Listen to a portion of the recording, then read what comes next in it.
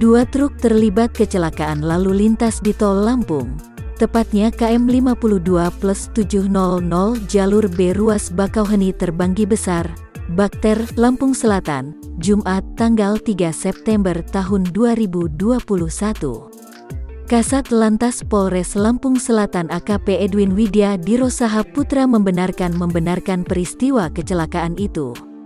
Saat itu truk box warna putih melaju di jalur lambat dengan kecepatan rendah, ujar Edwin. Lalu di depannya ada truk fuso bermuatan batu bara. Tak lama, kedua kendaraan tersebut berjalan beriringan, sambungnya. Karena jarak kedua kendaraan sudah terlalu dekat, sehingga truk box tersebut tersangkut di bagian sebelah kiri belakang fuso, sehingga kecelakaan tak dapat dihindari, ungkapnya. Akibat kecelakaan tersebut, truk fuso terdorong ke bahu jalan.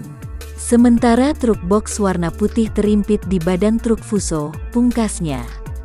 Kecelakaan yang terjadi di KM 52+700 jalur B Tol Bakauheni Terbanggi Besar itu menyebabkan 2 orang mengalami luka. Saat ini kedua korban telah dibawa ke Rumah Sakit Urip Sumoharjo, Bandar Lampung untuk mendapat pertolongan medis.